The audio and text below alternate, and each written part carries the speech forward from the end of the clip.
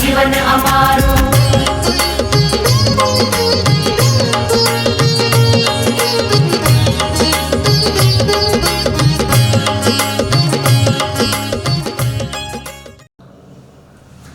चलिए तो ना इसके बाद आगे चलते हैं पॉलीफेनोल्स में।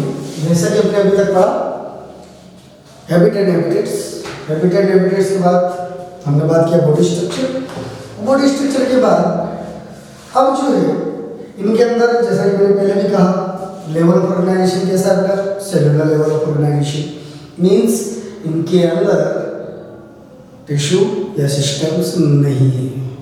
तो जब हम बात करेंगे डाइजेशन की, एक्सक्रीशन की, गैस एक्सचेंज की, स्कर्टल सिस्टम की, नर्वस सिस्टम की, तो वो सब इनमें फुल्ली डेवलप्ड बिल्कुल नहीं होगा, इवन सिस्टम होगा ही नहीं। ठीक है, चलिए तो एक करके हम इनको पहले डिस्कस कर लेते हैं फटाफट। गैस एक्सचेंज जनरली एक पॉइंट हमेशा याद रखना कि हमने पहले कह दिया कि ये इनमें सेलुलर लेवल ऑफ ऑर्गेनाइजेशन है, तो क्या इनमें कोई सिस्टम होगा? नेवर, कभी नहीं। तो इनके अंदर बेटा ये पॉइंट है, all body systems are absent, कोई भी सिस्टम इसमें प्रेजेंट नहीं होगा। पॉलीफेनोल्स में कोई भी सिस्टम प्रेजेंट नहीं होता, बॉडी सिस्टम कुछ भी नहीं। तो फिर गैस एक्सचेंज कैसे होगा, एक्सक्रीशन कैसे होगा, फूड कैसे कैप्चर करेंगे?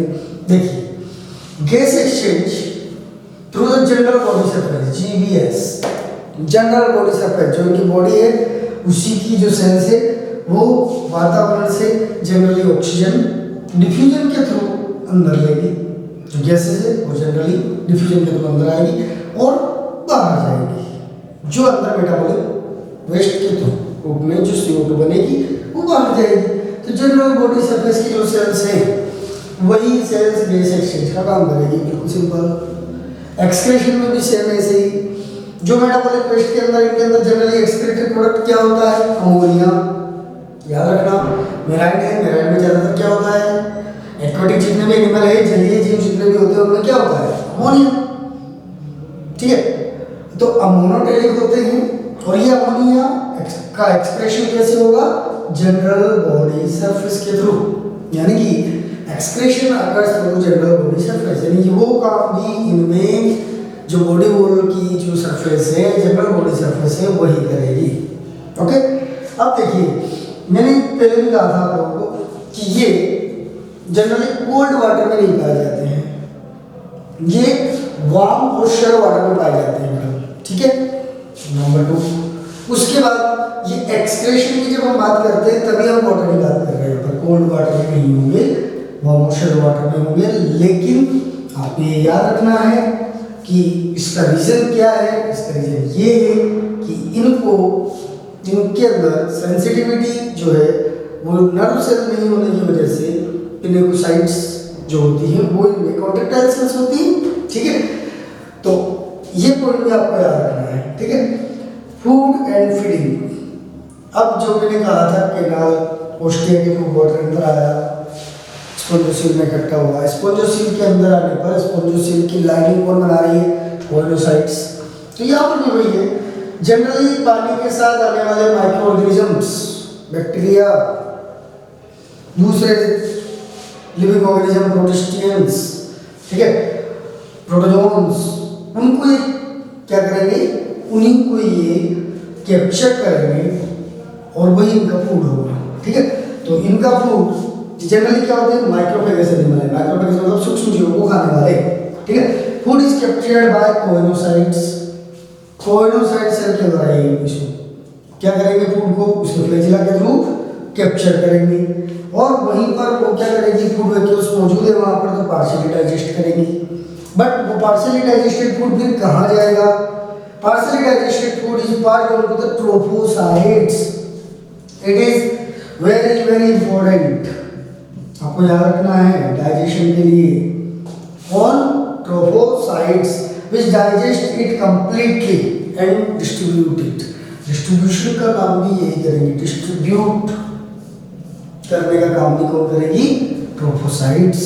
तो फूड को डाइजेस्ट और डिस्ट्रीब्यूट करने का काम ट्रोफोसाइट्स करती है। It is very important point, according to NEET यहाँ से क्वेश्चन बन सकता है, याद रखिएगा, नीट के लिए इंपॉर्टेंट है। ये मैं जहाँ जहाँ नीट लिख रहा हूँ वो पॉइंट्स आपको याद रखने हैं कम से कम, ठीक है। नंबर 3, इसके बाद हम बात करेंगे कि डाइजेशन इज इंट्रासेलुलर। जैसा हम कह रहे हैं कि ट्रोपोसाइट सेल है, सेल के अंदर डाइजेशन हो रहा है तो इंट्रासेलुलर डाइजेशन। जैसे जैसे आगे बढ़ोगे आपको आएगा सेलेक्टेड्स में कौन सा होगा, एक्स्ट्रा भी होगा, इंट्रा भी होगा। फिर आगे जाएंगे जैसे जैसे आगे बढ़ेंगे एक्स्ट्रा सेलुलर डाइजेशन ये होगा।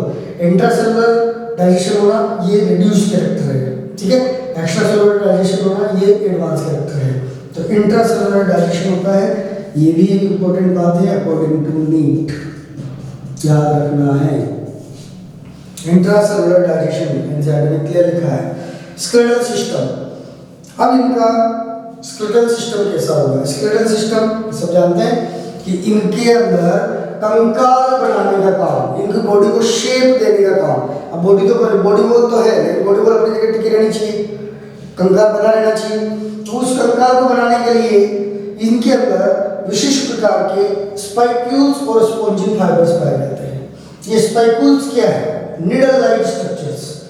स्पाइक्यूल्स कांटेनुमा संरचनाएं होती है, यूं समझ सकते हो आप कि कटीली संरचनाएं होती है, नुकीली संरचनाएं होती है, जो कि किससे बनती है, वो जिससे बनती है उसके आधार पर ये स्पाइक्यूल्स दो प्रकार के होते हैं। अगर वो कैल्शियम कार्बोनेट से बनी है तो कैल्केरियस स्पाइक्यूल्स, अगर वो सिलिका से बनी है तो सिलिकियस स्पाइक्यूल्स। सिंपल है, दोनों स्पाइक्यूल्स याद रखिए इसकी बॉडी वॉल के अंदर मेसेंकाइम के अंदर पाए जाएंगे और दोनों ही इनकी बॉडी का शेप मेंटेन करने का काम यानी इनका कंकाल तंत्र बनाने का काम करते हैं। बिल्कुल सिंपल ना। स्पाइक्यूल्स के अलावा जो मैंने लिखा spongin fibre, what is spongin? Spongin is protein, याद रखना। स्पॉन्जिन प्रोटीन होता है, ये प्रोटीन से बने हुए फाइबर से, ये अलग हैं, स्पाइक्यूल्स अलग हैं, दोनों याद रखिएगा, दोनों अकॉर्डिंग टू नीड इंपॉर्टेंट है। Spicules and spongin fibres both are made up their skeletal system, इनके कंकाल को बनाने का काम करेंगे। Now the last nervous system, जैसा हमने कहा कि इनके अंदर न्यूरॉन्स होते ही नहीं, यानी चेताकोष है ही नहीं, नर्व सेल्स है ही नहीं, लेकिन फिर भी ये these are sensitive to external environment, फिर भी ये बाह्य वातावरण के प्रति संवेदनशील होते हैं। क्यों होते हैं बाह्य वातावरण के प्रति संवेदनशील? क्योंकि इनकी बॉडी वॉल के अंदर पिनेकोडर्म में विशिष्ट कोश पिनेकोसाइट्स पाई जाती हैं, जो कैसे सेल है, संकुचनशील सेल है, कॉन्ट्रैक्टाइल सेल है। और कॉन्ट्रैक्टाइल सेल होने की वजह से वही पॉइंट आ गया, कोल्ड वाटर में नहीं रह पाएंगे, कौन सा वाटर में रह पाएंगे, वार्म और शेल वाटर में रह पाएंगे। तो ये कॉन्ट्रैक्टाइल सेल्स होती हैं।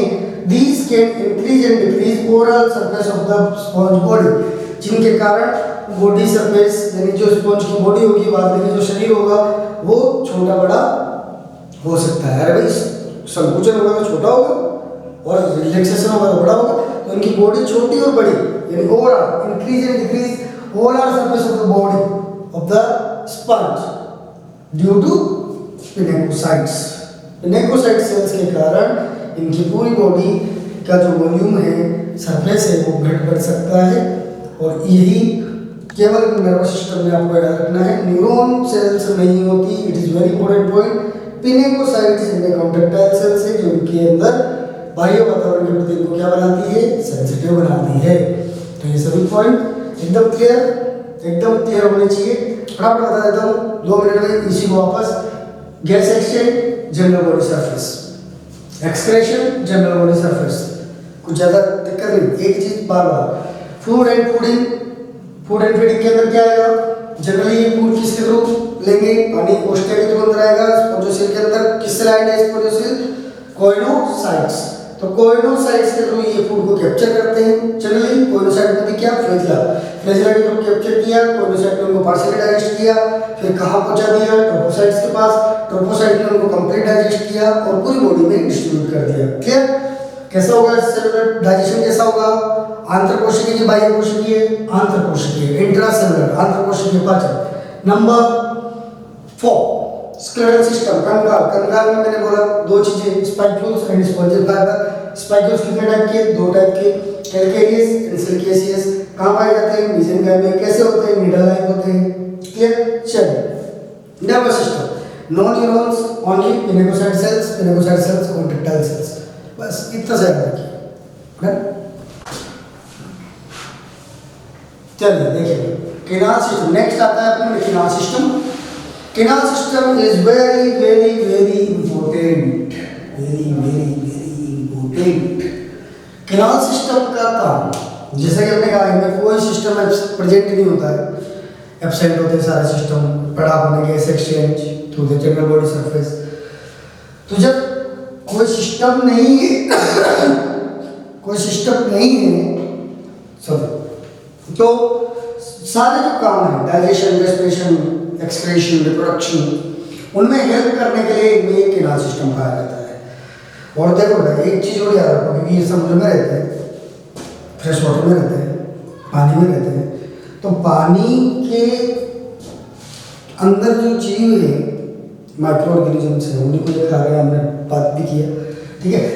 रेस्पिरेशन भी करेंगे, पानी में करेंगे, तो सारी चीज़ें जो पानी में हो रही है, तो इनके लिए वाटर ट्रांसपोर्ट सिस्टम ये जो है ये होना बहुत जरूरी है, तभी ये सारे काम कर पाएंगे। तो वाटर ट्रांसपोर्ट सिस्टम तो केनाल सिस्टम में कहते हैं। देखिएगा इसके अंदर हमने लिखा है this is the life line of sponge, very important. Life line क्यों कहा?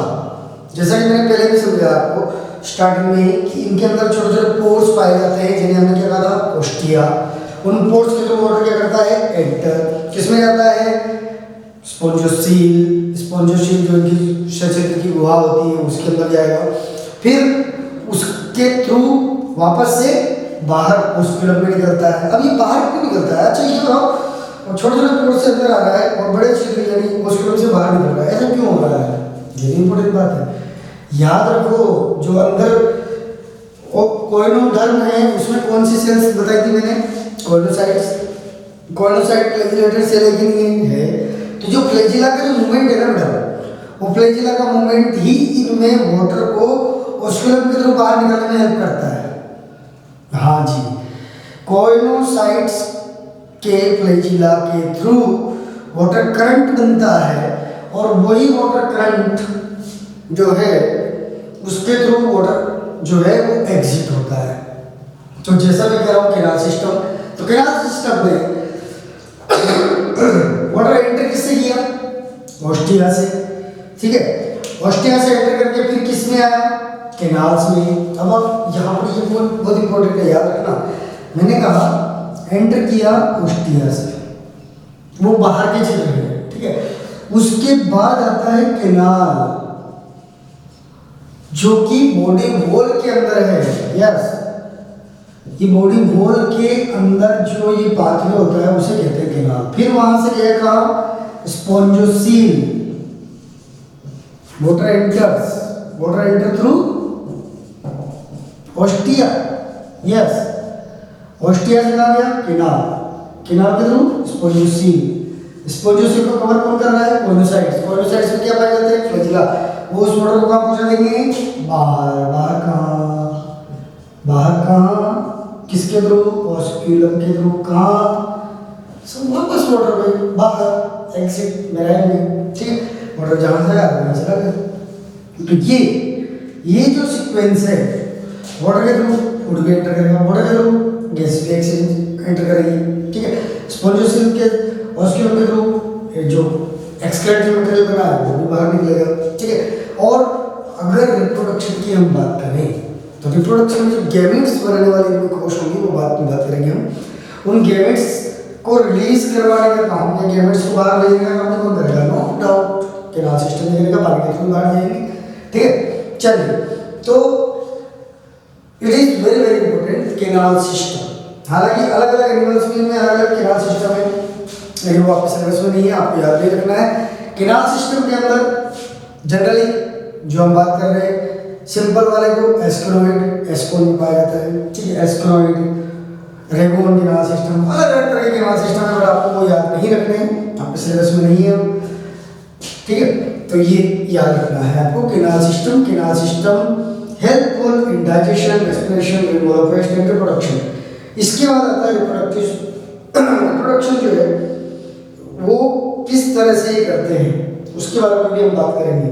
तो इनका किनाल सिस्टम इन सब चीज़ों में हेल्प करेगा और इनके बिना इसकी लाइफ पॉसिबल नहीं है। क्या रेस्पिरेशन के बिना किसकी लाइफ पॉसिबल है? डाइजेशन के बिना है नहीं है, इसलिए इसको क्या बोला? Life of sponges. Reproductive system की बात करते हैं। चलिए कोई भी कोनिफेरस के अंदर रिप्रोडक्शन किस तरीके से होता है इसको समझते हैं। इनके अंदर ध्यान दीजिएगा, ध्यान से समझना इस बात को कि एक स्पॉन्ज जो होता है उसमें मेल और फीमेल दोनों तरह के गैमेट्स बन सकते हैं, यानी दोनों तरह के सेक्स जो है, सेक्सेस आर नॉट सेपरेट, मतलब इनके अंदर मेल फीमेल अलग अलग नहीं है, एक ही एनिमल है जो दोनों बना सकता है। तो इसे एनिमल्स को क्या बोलते हैं अपन? हार्माफ्रोडाइट, उभयलिंगी। ठीक है। Reproduction is sexual and asexual, both types of sex reproduction इनमें पाए जाते हैं। Sexual reproduction higher level, asexual reproduction lower level. तो ये एनिमल्स लोअर की स्टार्टिंग है, तो एसेक्सुअल रिप्रोडक्शन भी इनमें मिलेगा, नो डाउट। ठीक है। एसेक्सुअल रिप्रोडक्शन किस किस में होता है? Fermentation, budding, branching and gemmule formation. It is very important, gemmule formation. Budding का आपको पता ही है, कली का सर्जन, फर्मेंटेशन विखंडन, ब्रांचिंग छोटे छोटे ब्रांच निकल के अलग हो गई, लाइक बडिंग। ठीक है। Gemmule formation it is important. Gemmules क्या होते हैं एसेक्सुअल रिप्रोडक्शन में? It is very important. याद रखिएगा, जब भी अनफेवरेबल कंडीशंस होती है कोनिफेरस के लिए, तो वो क्या करते हैं? अपनी बॉडी में जेम्यूल्स का निर्माण करने लगते हैं। और ये जेम्यूल्स क्या होते हैं? देखिए इसकी स्ट्रक्चर मैंने यहाँ बनाई है। जेम्यूल्स बेसिकली एक हार्ड स्ट्रक्चर है जिसके अंदर बहुत सारी आर्क्यूसाइड सेल्स पाई जाती हैं। और ये आर्क्यूसाइड सेल्स की खास बात है कि ये क्या होती है? टोटेपोटेंट, यानी दूसरी सेल्स में कन्वर्ट होने की कैपेसिटी रखती है। इसकी स्ट्रक्चर में देखिए, ये माइक्रोपाइल है। जब अनफेवरेबल कंडीशन रहेगी तो ये जो हार्डनिंग स्ट्रक्चर है इसको ये बाहर पानी में छोड़ देंगे और ये तैरती रहेंगी जब तक कि फेवरेबल कंडीशन नहीं आ जाती। तो फेवरेबल कंडीशन आने पर देखो इसके बाद की हार्ड कवरिंग कौन बना रहे हैं? स्पाइक्यूल्स। हार्ड कवरिंग में इनमें स्पाइक्यूल्स पाया जाता है, अंदर आर्क्यूसाइड्स पाई जाती है। ये पोर्स है, ये भी जनरली स्पाइक्यूल्स के थ्रू बंद ही रहेंगे, लेकिन जब फेवरेबल कंडीशन आएगी तो ये ओपन हो जाएंगे। ठीक है। और यहाँ से आर्क्यूसाइड्स निकल जाएंगे और ये आर्क्यूसाइड्स कंप्लीट न्यू लिविंग ऑर्गेनिज्म को बना सकती है। तो gemmule formation is very important in asexual reproduction in coniferous. और इनमें भी कौन सी चीज ज्यादा इंपॉर्टेंट है? आर्क्यूसाइड्स। आर्क्यूसाइड्स कहाँ पाई जाती है? मेसेंकाइम में। ये बाद में मेसेंकाइम में ही इस स्ट्रक्चर का निर्माण होता है जब अनफेवरेबल कंडीशंस आ जाती हैं। Okay. Next is sexual reproduction. Sexual reproduction is by formation of gametes, यानी मेल और फीमेल गैमेट दोनों बनेंगे। और दोनों को बनाने का काम इनमें कौन करता है? दोनों को बनाने का काम इनमें करता है बेटा आर्क्यूसाइड सेल्स। ये याद रखिएगा। सेक्सुअल रिप्रोडक्शन के बारे में भी हम आगे डिस्कस करते हैं, लेकिन पहले आपको ये जितना मैंने लिखा है इसके बारे में ध्यान दीजिए।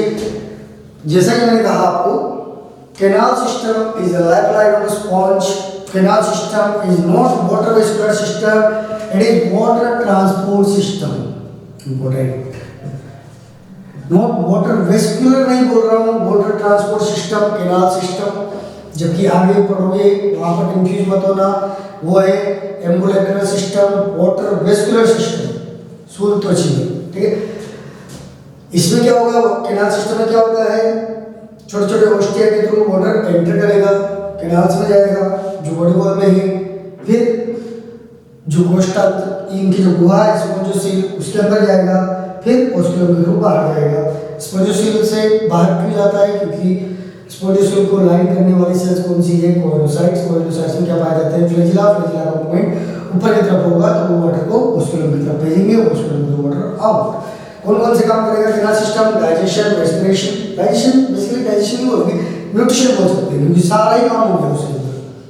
Nutrition, respiration, removal of waste, reproduction, सभी लगभग सभी काम कैनाल सिस्टम की हेल्प से करेगा। रिप्रोडक्टिव सिस्टम में हमने कहा दो इंपॉर्टेंट बात कि ये कैसे एनिमल है? हर्माफ्रोडाइट है, मेल फीमेल दोनों एक ही एनिमल। ठीक है। Sex not separate. Reproduction asexual and asexual. Asexual के अंदर मैंने क्या कहा? fermentation, budding, branching and gemule formation. Important is gemule formation, gemule की structure मैंने बोला किस तरीके की होगी, कौन सी cells होगी, arcusites. It is important. इनके बिना gemule किसी काम का नहीं है, क्योंकि ये कौन सी सेल है, टोटिपोटेंट. तो gemule formation कौन सी कंडीशन में करेंगे, अनफेवरेबल कंडीशन. फेवरेबल कंडीशंस आते ही माइक्रोबाइल से आर्क्यूसाइट की तरफ क्या बनाएगी, new living organism, new organism. Okay, next sexual reproduction. Sexual reproduction किसके थ्रू होता है, कैविट्स. जब तक कैविट्स नहीं होंगे सेक्सुअल रिप्रोडक्शन नहीं. तो अब इसके बाद हम पढ़ते हैं नेक्स्ट सेक्सुअल रिप्रोडक्शन. ओके, चलिए तो इसके बाद जैसे कि हमने पढ़ा है सेक्सुअल रिप्रोडक्शन. सेक्सुअल रिप्रोडक्शन की बात करते हैं. सेक्सुअल रिप्रोडक्शन में हमने कहा कि जनरली हम बात करेंगे हर्मेफ्रोडाइट एनिमल होते हैं, मतलब मेल और फीमेल दोनों एक ही लिविंग ऑर्गेनिज्म में दोनों स्ट्रक्चर, यानी कि मेल गैमेट और फीमेल गैमेट दोनों बना सकता है एक ही ऑर्गेनिज्म. ओके, तो अब लेकिन बना तो सकता है, इसका मतलब क्या है, जो फर्टिलाइजेशन होगा क्या वो सेम खुद ही के मेल गैमेट खुद ही के फीमेल गैमेट से हो जाएगा? नो. इनके अंदर जब हम बात करेंगे फर्टिलाइजेशन की, तो फर्टिलाइजेशन जो इनके अंदर होता है वो जनरली इंटरनल है. इंटरनल मींस बॉडी के अंदर, स्पॉन्ज की बॉडी के अंदर ही फर्टिलाइजेशन होगा. लेकिन the important thing is that कि दोनों मेल गैमेट हो या फीमेल गैमेट, दोनों गैमेट अलग अलग लिविंग ऑर्गेनिज्म के होंगे. ऐसा क्यों? ऐसा इसलिए क्योंकि अगर एक स्पॉन्ज जो है उसके अंदर, जब एक स्पॉन्ज में अगर पहले फीमेल रिप्रोडक्टिव सिस्टम, अगर पहले फीमेल गैमेट मैच्योर होता है फिर मेल गैमेट मैच्योर होता है, तो जब उसका फीमेल गैमेट मैच्योर हुआ तब दूसरे स्पॉन्ज का स्पर्म आया. और किसके थ्रू आएगा, जैसा हमने बताया पहले कि केनाल सिस्टम, जो वाटर सिस्टम है, वाटर के थ्रू ओस्टिया से होता हुआ स्पर्म किसमें आया, स्पोंजोसेल में, स्पोंजोसेल के थ्रू किसमें गया, मेसेनकाइम में. मेसेनकाइम के अंदर क्या मौजूद है, कौन सी सेल बोला था, आर्क्यूसाइट्स. आर्क्यूसाइट ने क्या बना के रखा हुआ है, ओवा बना के रखा हुआ है. तो ओवा मैच्योर है, बाहर से दूसरे स्पॉन्ज का क्या आया, स्पर्म. दोनों में फर्टिलाइजेशन हुआ, किस जगह हुआ, this is important. Fertilisation internal हो रहा है, हम समझ रहे हैं कि भाई ठीक है, एक का फीमेल गैमेट पहले मैच्योर हो गया, दूसरे का उसी समय में मेल गैमेट मैच्योर हो रहा है, वो अंदर एंटर भी कर गया वाटर कैनाल सिस्टम के थ्रू. उसके बाद वो चला गया, कहाँ पर चला गया, ये इंपॉर्टेंट है कि फर्टिलाइजेशन मेनली इंटरनल जो होता है ये किस जगह पे होता है, मेसेनकाइम. जो दोनों के बीच बॉडी वॉल की जो मिडिल लेयर थी, जिसे हमने कहा था मेसेनकाइम, वहां पर आर्क्यूसाइट मौजूद है, तो वहीं पर ओवा होंगे, वहीं पर स्पर्म होंगे. तो इसके ओवा से वो क्या हुआ, फर्टिलाइज हुआ. फर्टिलाइज होकर वहीं पर ये बनाएगा जाइगोट, वहीं पे बनेंगे लार्वा. और वो लार्वा देखिए यहाँ लिखा है, लार्वा कैसे होते हैं, सीलेटेड एंड फ्री स्विमिंग. मतलब वो लार्वा वहां से बन के वापस स्पोंजोसेल में आए और फिर वाटर कलम के थ्रू ओस्कुलम से होते हुए बाहर. लेकिन लार्वा कैसे है, मोटाइल है, फ्री स्विमिंग में. जबकि ये लार्वा जब मॉडिफाई होंगे और एडल्ट में कन्वर्ट होंगे तो कैसे बन जाएंगे, सेसाइल. अपन पढ़ चुके हैं कि एडल्ट कैसे होते हैं, इनमें फिक्स्ड, एक जगह पर फिक्स. लेकिन लार्वा कैसे होते हैं, मोटाइल. तो मोटाइल क्यों है, क्योंकि उनमें क्या पाए जाते हैं, सीलिया. ठीक है, नंबर 1. दूसरी बात, अब अगर लार्वा स्टेज मौजूद है तो ऐसे डेवलपमेंट को, ऐसे परिवर्तन को क्या बोलते हैं, प्रत्यक्ष या परोक्ष. इनको बोलेंगे परोक्ष डेवलपमेंट. डायरेक्टली बेबी में डेवलप नहीं हो रहा है, जाइगोट डायरेक्टली बेबी में डेवलप हो जाता तो क्या बोलते हैं, डायरेक्ट डेवलपमेंट. लेकिन पहले क्या आया, लार्वल स्टेज, तो क्या बोलेंगे, इनडायरेक्ट डेवलपमेंट. कौन सा development, indirect development. It is very important. और इनडायरेक्ट कब बोलते हैं, जब लार्वल स्टेज प्रेजेंट होती है. तो इनमें लार्वल स्टेज प्रेजेंट है. आगे भी आप पढ़ोगे, बहुत सारे अलग अलग जगहों पर अलग अलग लार्वा है. इनके लार्वा कौन से नाम याद रखने पड़ेंगे, एम्फीब्लास्टुला, पेरेन्काइमुला एंड रेगोन लार्वा. ये 3 लार्वल स्टेज और रेफरेंस में पाई जाती है. अलग अलग एग्जांपल्स में अलग अलग लार्वल स्टेज. क्लियर, बिल्कुल सिंपल सी बात है. फर्टिलाइजेशन इंटरनल कहाँ पर होगा, मेसेनकाइम में. क्या एक ही स्पॉन्ज के मेल फीमेल गैमेट मिल सकते हैं? नहीं, कभी नहीं। क्यों? क्योंकि इनमें कौन सी कंडीशन पाई जाती है? प्रोटोगाइनस। ओके, तो पहले ओवा मैच्योर हो रहे हैं, स्पर्म बाद में मैच्योर होंगे, तो दूसरे स्पंज के स्पर्म आकर उसको क्या करेंगे? फर्टिलाइज करेंगे। और फिर फर्टिलाइजेशन के बाद क्या बनता है? लार्वा। लार्वा के कितने स्टेज हैं? 3 स्टेज हैं, एंडोप्लाज्मा, पेरेन्काइमा और रेगुलर। इस तरह के डेवलपमेंट को क्या बोलते हैं? इनडायरेक्ट डेवलपमेंट बोलते हैं। Simple, larva is morphologically distinct from adult. ये पॉइंट भी याद रखना, लार्वा और एडल्ट मॉर्फोलॉजिकली एक दूसरे से अलग होते हैं। ये प्री स्विमिंग है, वो क्या थे? सेसाइल। ये कैसे है? लार्वा मॉर्फोलॉजिकली का मतलब आप समझते हैं गुजराती में, आकार के रूप में ये छोटे छोटे हैं, फ्री स्विमिंग है, चल सकते हैं, वो अचल हैं, ठीक है, इसलिए लिखा हुआ morphologically distinct, morphologically different. Okay, examples, it is very important. Examples जरूर याद रखिएगा। जो एनसीईआरटी के एग्जांपल्स है वो तो आपको याद रखने ही रखने हैं, कुछ एग्जांपल्स जो और हैं वो भी याद रखिएगा। इनसे बहुत ज़्यादा एग्जांपल याद रखने की आवश्यकता नहीं है, बहुत सारे एग्जांपल्स हैं, बट ये मेन है, इनको तो कम से कम याद रखिए। पहला, स्पॉन्जिला, फ्रेश वाटर स्पॉन्ज, एकमात्र फ्रेश वाटर स्पॉन्ज। बाकी सारे के सारे कौन से थे? मेराइन, दरियाई, लेकिन ये कौन सा है? फ्रेश वाटर, मीठे पानी का। मीठे पानी का एकमात्र स्पॉन्ज है स्पॉन्जिला, ठीक है। दूसरा, यूस्पोंजिया, कॉमन नाम क्या है? बार स्पॉन्ज।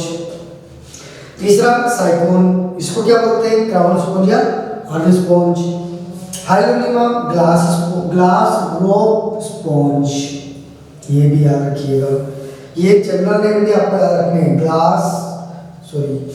इसकी स्पेलिंग ग्लास रोप करिए, इसको ग्लास रोप स्पॉन्ज, ग्लास रोप स्पॉन्ज जिसे कहा जाता है हाइलोनिमा। और यूप्लेक्टेला, यूप्लेक्टेला का general name Venus flower basket, wedding gift in Japan. Japan में जब शादी होती है तो ये दूल्हा दुल्हन को गिफ्ट के रूप में दिया जाता है। क्यों? बहुत खूबसूरत लगता है यूप्लेक्टेला, लेकिन ये जनरली शादी में ही दिया जाता है। इसकी एक इंटरेस्टिंग स्टोरी है। स्टोरी क्या है? यूप्लेक्टेला जो होता है, इस स्पॉन्ज के अंदर भाई शादी होती है, हस्बैंड वाइफ जिंदगी भर एक दूसरे के साथ रहने की कसमें खाते हैं, इसमें भी ऐसा ही होता है। जो वीनस फ्लावर बास्केट यूप्लेक्टेला है, इसमें मेल और फीमेल श्रिम्प्स जब इसके अंदर एंटर कर जाते हैं तो इसका ओस्कुलम जो होता है वो बंद हो जाता है।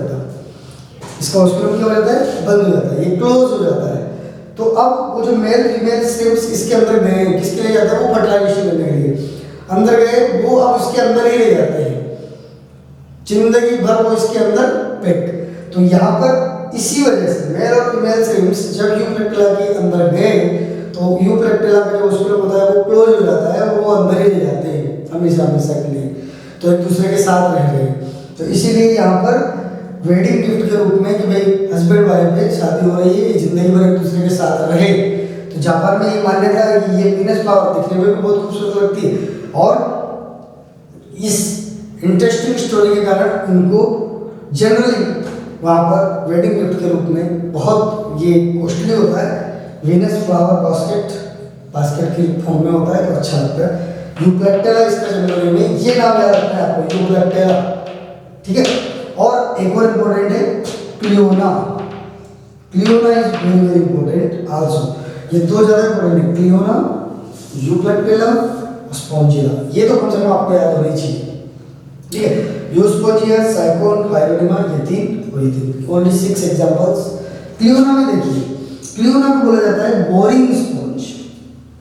बोरिंग मतलब छिद्र करने वाला, बोरिंग जो अपन खेतों में लगाते हैं छिद्र करके, ठीक है। तो ये क्या करता है? एक्चुअली इसको सल्फर स्पॉन्ज भी बोलते हैं। सल्फर स्पॉन्ज क्यों बोलते हैं? क्योंकि ये सल्फ्यूरिक एसिड प्रोड्यूस करता है, और एसिड ये क्या करेगा? एसिड जो मोलस्कस जो अपने पढ़ा इंडस्ट्री जो मोती होते हैं, ये मोतियों के अंदर छेद कर देते हैं सल्फ्यूरिक एसिड बनाते हैं, और ये छेद कर देते हैं, इसलिए इनको छेदक बार्ली या बोरिंग स्पंज भी कहा जाता है। Cliona boring sponge, it is harmful to pearl industry. Pearl मतलब मोती की जो इंडस्ट्री है, जो मोलस्कस की बोल है, उसके अंदर ये क्या कर देंगे, छिद्र बना देते हैं, इसीलिए इनको बोर्डिंग स्पंज कहा जाता है। और ये छिद्र किसकी वजह से बना सकते हैं, सल्फ्यूरिक एसिड के कारण। क्लियर, तो ये क्लियर होना भी आपको याद रखना है। ये सारे एग्जांपल्स इंपॉर्टेंट है, सभी एग्जांपल्स याद होने चाहिए। और भी बहुत सारे एग्जांपल है, बस आपको ज़्यादा याद नहीं रखने हैं, बस यही याद रखिएगा। फर्टिलाइजेशन पूरा याद रखना है। इसके अंदर इम्पोर्टेंट बात ये है कि इनमें इंटरनल फर्टिलाइजेशन होता है, इनडायरेक्ट डेवलपमेंट होता है, लार्वल स्टेज याद रखनी है, देन एग्जांपल्स जो हमने ये पढ़े। इस तरीके से आपका जो पॉलीफेरोन्स है ये आपको कंप्लीट हुआ। और ये पॉलीफेरोन्स की जो क्लास है इसके अंदर जितने भी पॉइंट्स हमने समझे वो सभी पॉइंट्स के अंदर जो मेन इंपॉर्टेंट पॉइंट यहाँ पर मैंने नीट लिखा है वो कम से कम आपको याद होनी चाहिए। एक बार और ब्रॉडली केवल शॉर्ट में पूरा पॉलीफेरोन्स को मैं एक बार जो जो इंपॉर्टेंट पॉइंट है वो बता देता हूँ, इसमें से क्या पूछा जा सकता है। देखो पॉलीफेरोन्स की जो बॉडी वॉल है, बॉडी वॉल के अंदर से क्वेश्चन बनता है। बॉडी वॉल में क्या पूछेगा वो कि बताइए कोइनोसाइट्स जो है वो कौन से डर पे पाई जाती है। कोइनोडर क्या काम है कोइनोसाइट्स का, कोइनोसाइट्स का मेनली काम है फूड कैप्चर करना, क्योंकि इसमें फ्लैजिला है। ठीक है, कहाँ से करेगा, स्पॉन्जोसील से। किसको लाइन करता है, स्पॉन्जोसील को। एक तो वो पॉइंट याद रखना। दूसरा पॉइंट इनमें नर्व सेल एब्सेंट है। दूसरी डर पिनेकोडर्म, उसमें कौन सी सेल, पिनेकोसाइट्स। ठीक है, वो पॉइंट वहाँ से याद रखना है। दूसरा उसके बाद केनाल सिस्टम। केनाल सिस्टम किसकी चीज़ों में हेल्प करेगा, केनाल सिस्टम लाइफलाइन कहलाता है, क्यों कहलाता है, याद रखना है। नंबर 3 इनके अंदर इसके अलावा जो पॉइंट था कि इनके अंदर कंकाल तंत्र में क्या पाए जाते हैं, स्पाइक्यूल्स एंड स्पॉन्जिन फाइबर्स। इसके अलावा रिप्रोडक्शन वाला जो पॉइंट है वो इम्पोर्टेंट है। Asexual reproduction by gaming formation, sexual reproduction, internal fertilization. ठीक है, hermaphrodite animal, protogynous condition, indirect development, larval stage are present and examples. बिल्कुल सिंपली, बिल्कुल शॉर्ट में, बहुत ही सिंपल तरीके से आपने पॉइंट्स पढ़ा। सौथी सवाया अमे सौथी शानदार महर्षि गुरुकुल नो असवायो